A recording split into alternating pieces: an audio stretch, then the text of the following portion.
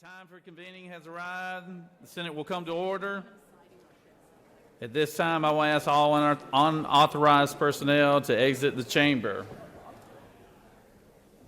I recognize the distinguished Rules Chairman from the 28th for announcement for the Journal. Oh, you're talking to me. You said distinguished, so you kind of threw me off there. But thank you, Mr. President, and good morning to everyone on this fine day. I will remind everyone today is opposite day, so maybe that's why you said distinguished to me. Today is National Irish Coffee Day. It's also Observe the Weather Day. Who knew? And I want to mention that there's a couple of fine associations up here today I've seen walking around. We got the Georgia Dental Association and the Georgia Optometric Association. So y'all be sure to tell them hello today. And every day here in the Georgia State Senate is Page Day. And sadly enough, today we don't have any pages.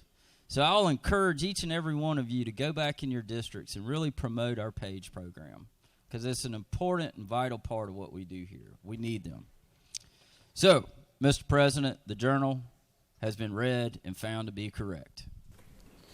Thank you, Senator, and we appreciate all that useful information I'm sure everyone will take with them today. So lead with the pages, congratulating the pages first. How about that? And Senator from 27th, I'm going to leave you responsible to get the 28th in order with this history and lessons there. But is there objection to dispensing of the reading of the Journal? Chair hears none. The reading of the Journal is dispensed with. Is there objection of confirmation of the Journal? Chair hears none. The Journal is confirmed. All senators who have bills and resolutions to introduce, please bring them to the Secretary's desk. First reading and references of Senate bills and resolutions. Senate Bill 15 by Senators Harrell of the 40th and others, a bill to be entitled an act to amend Chapter 2 of Title I of the OCGA relating to persons and their rights, so as to provide that natural persons do not include an unborn child and shall not be.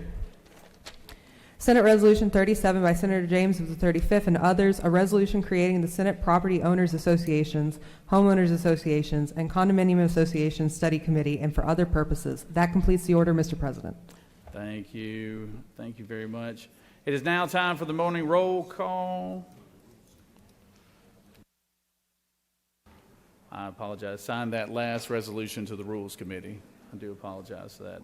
It is now time for the morning roll call. Are there any motions to excuse? Senator from the 33rd. Thank you. Good morning, Mr. President. Give me just a second to get out my dollar store glasses here. I ask for unanimous consent to excuse the following senators for business outside the Capitol: 10th, 38, 12, 35, and 5. Without objection, senators from the 10th, 38, 12, 35th, and 5th. And the 10th. I said 10th. Okay, thank you. Are excused. Are there any other motions? Senator from the 17th. Thank you, Mr. President. I ask unanimous consent to excuse the senator from the 20th for business outside the chamber. Without objection, the senator from the 20th is excused. Senator from the 40th. Thank you, Mr. President. I ask for unanimous consent to excuse the senator from the 43rd for business outside the Capitol. Senator from the 43rd is excused. Senator from the 36th. Thank you, Mr. President. I'd like to ask for unanimous consent to excuse the senator from the 41st and the senator from the 26th for business within the Capitol, outside the chamber. Without objection, senator from the 41st and 26th are excused. Senators, waves it on. Would any other senators wish to excuse? Hearing none, it is now time for the morning roll call. Secretary will unlock the machines, but we'll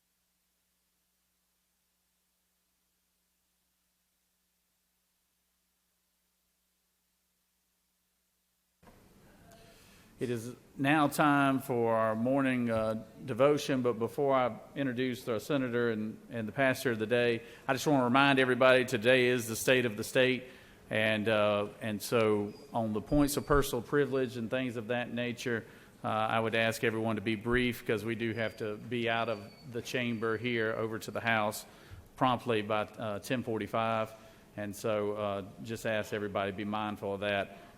When we're doing points of personal privilege and things of that nature, and I also want to recognize my commander in chief back here. My wife Jan Jones is here today, the First Lady of the Senate.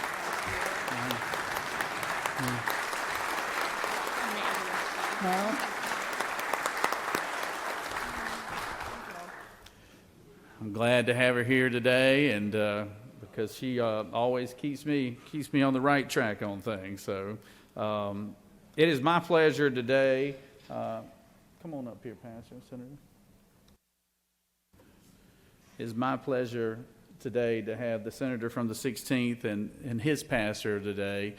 Billy Smith is a pastor of a wonderful church in Pike County, Georgia. He's a dear friend and is doing a wonderful job there in Middle Georgia with the, I think, third campus now that they have, and growing congregation, and really doing a lot of good work there in the Middle Georgia, Pike County, Lamar County, and Henry County areas of the state. So pleasure to have him here today, and I'd just like to call on the senator from the 16th for our Pledge of Allegiance and introduce the pastor of the day.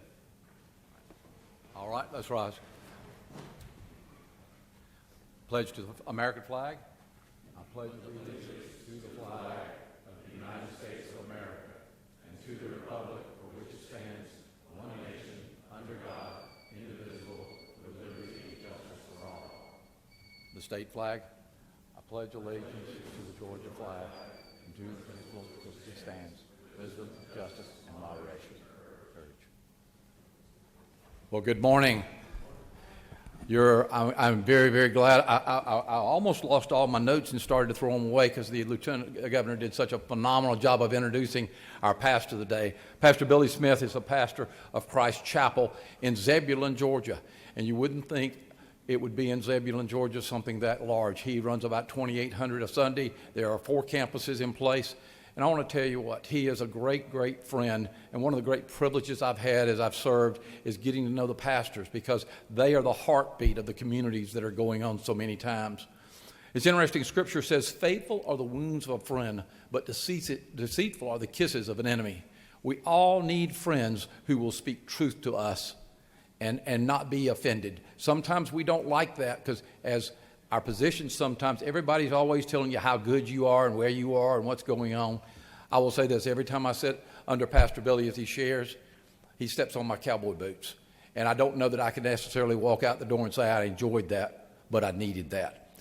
But with that, also his son Cole is with us this morning, along with my beautiful wife, Debbie. And I'm going to turn this over and allow him to share with us this morning. Pastor Billy, if you would come, please, sir. Thank you, Senator. Yes, you got it. Good morning.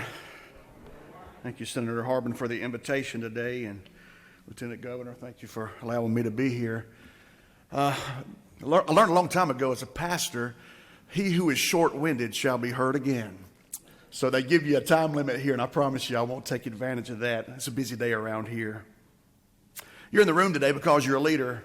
You didn't come this far in your journey because you're a follower. You had a campaign. You recruited folks. You raised money. You're a leader. And with leadership comes incredible responsibility. Leadership is influence. I was told by a friend several weeks ago, he said, Billy, if you're leading something, and you're the visionary, and you're out front, and you turn around and nobody's following, you're not leading, you're just taking a walk. We have a responsibility with the leadership that God's given each of us. We each have a different capacity to lead. Some have a high level of that, and some have a threshold that's much smaller. I gifted you a book today. It's on your table there, and I want you to take a look at that at some point when you have time. It's just a leadership book. But in this book by Dr. Tim Elroy, there's the principle of leadership called the iceberg principle. When you look at an iceberg, above the surface you see 10% of the actual iceberg. It looks enormous, it looks huge. What we have to understand is underneath the surface of the iceberg, where the naked eye can't see, that's submerged, is 90% of the iceberg.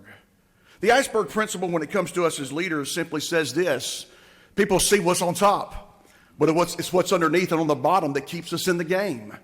On top, there are things like our skills, our talents, our communication, our charisma, and people see those things. But what keeps us in the game is not those 10%. It's what's underneath.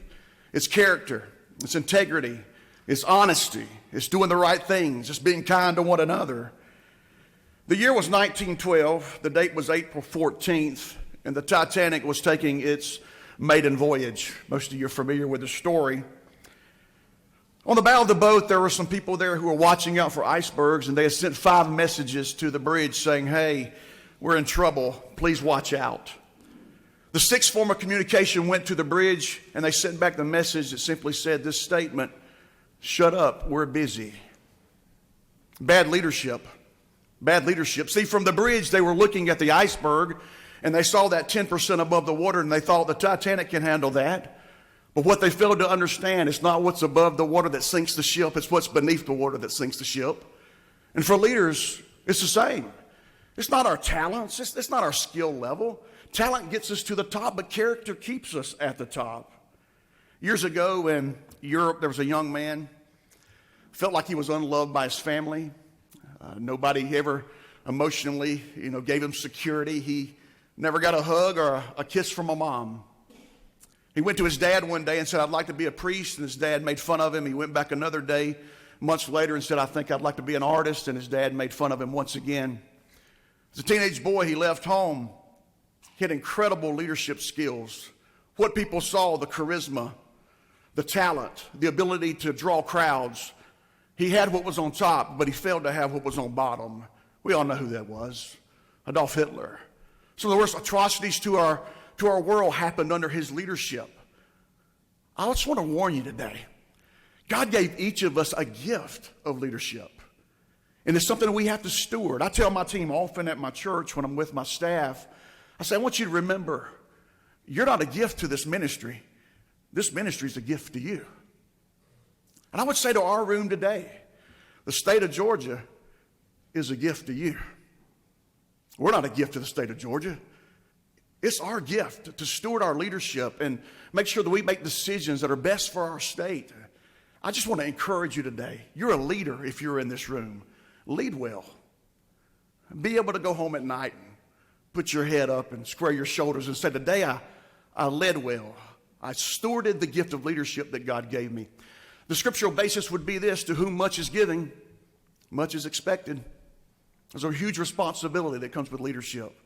I would love to have an opportunity to pray for you today. Is that okay? Would you stand with me? Lord, I pray over the folks in this room today.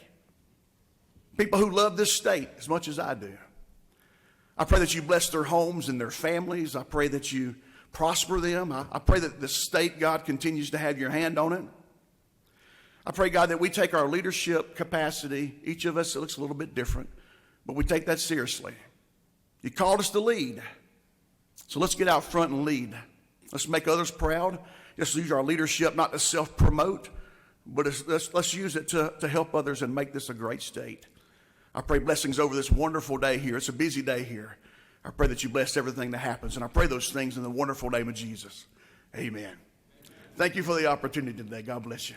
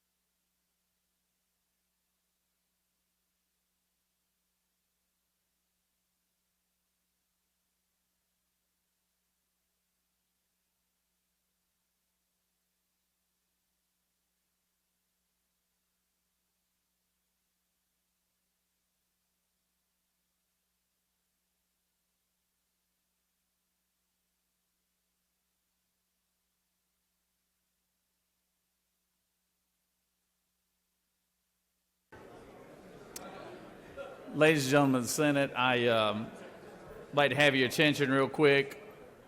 It's my honor to call on the senator from the 7th to introduce our doctor of the day. Hi, everyone. I'm Senator Nabila Islam from the 7th District. I'm introducing Dr. Indran B. Indrakrishnan. He's a gastroenterologist from Lawrenceville, my hometown, and holds a dual faculty position as an adjunct professor of medicine at Emory University School of Medicine and Philadelphia College of Osteopathic Medicine, Georgia campus. He received a gubernatorial appointment to the Georgia Board of Healthcare Workforce, which attends to rural healthcare in Georgia. And he has served as president of the Georgia Gastroenterological and Endoscopic Society and Georgia Association Physicians of Indian Heritage. Dr. Indra Krishnan has a special passion in the prevention of colorectal cancer, and just last week, Governor Brian Kemp signed off a proclamation declaring the upcoming month of March as the Colorectal Cancer Awareness Month in Georgia at the request of Dr. Indra Krishnan. And I will share the mic with him. He has a few words. Thank you. Thank you. Thank you. Good morning. I don't think it's too late to say Happy New Year. And again, not too late to say congratulations to all of you who won the election recently. Well, I'm just a doctor, so all what I can tell you is simple advice: stay healthy. Keep yourself in good shape so that you can take care of us, all the Georgians. All of you look very young and healthy, but do not neglect your annual physicals. That's very important. There are certain diseases which are silent, like high blood pressure, high cholesterol, diabetes, some cancers, even depression. And by the time you know, it might have been too late, and you might have had some irreversible damage in your body. We are so much advanced in the technology and the science in treating the diseases, but not so much in preventing the diseases. So do your physicals on a regular basis, whether you're in your 20s or 30s or 40s. So a few tips, just for next few minutes, how to remain healthy, in good shape. Diet-wise, cut down 3 things, 3 S's: sugar, salt, and starch. So what is starch? White bread, white rice, pasta, pastels, and increase 3 things in your diet: fresh vegetables, fresh fruits, and nuts. Of course, we are in Georgia, we have no shortage of nuts here. And then moderation, 3 things in moderation, if at all: alcohol, meat, and fatty food.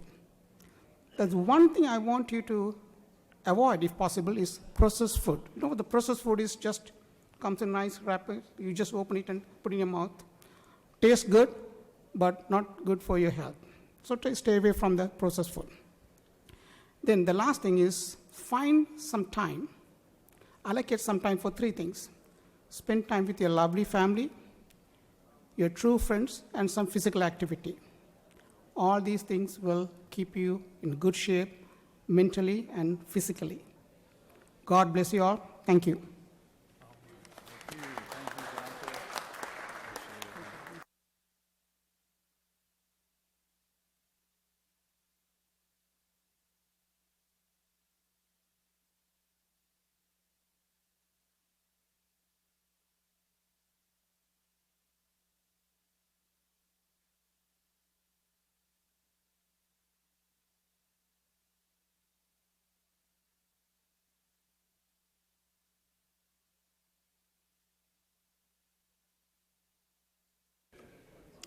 You have a consent calendar of privileged resolutions before you. Does any senator wish to remove a resolution from the consent calendar?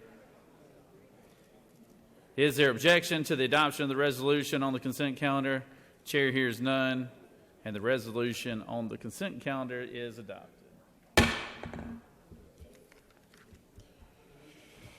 Are there any motions to withdraw or commit? Chair hears none.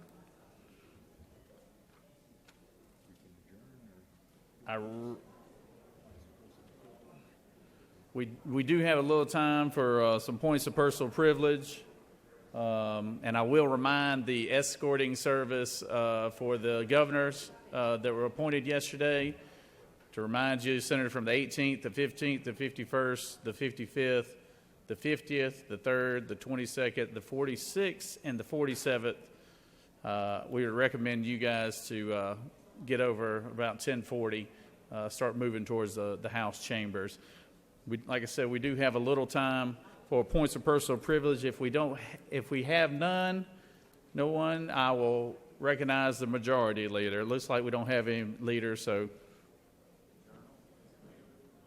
hold on one second. We do have a senator from the 29th, the whip. Would you like to speak on a point of personal privilege? Yep, come on.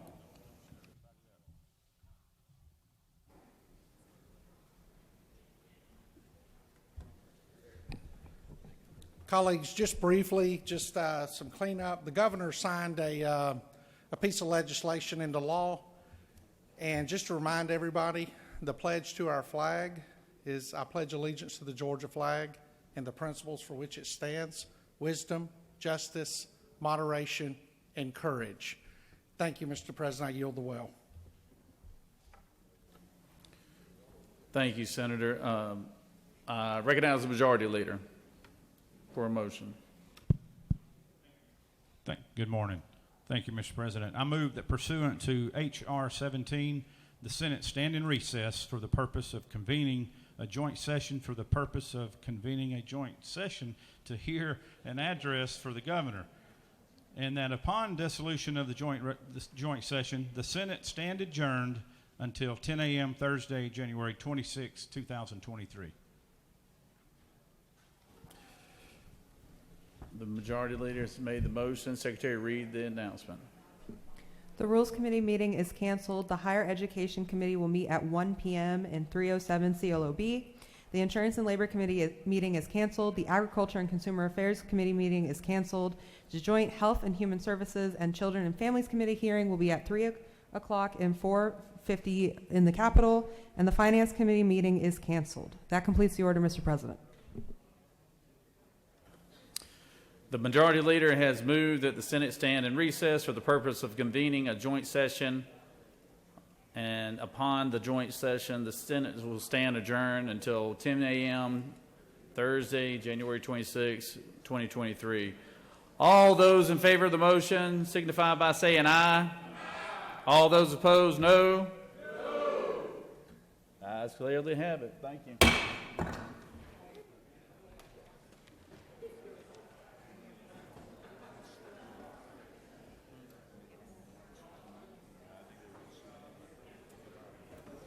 And Senators, we will meet in the back and proceed.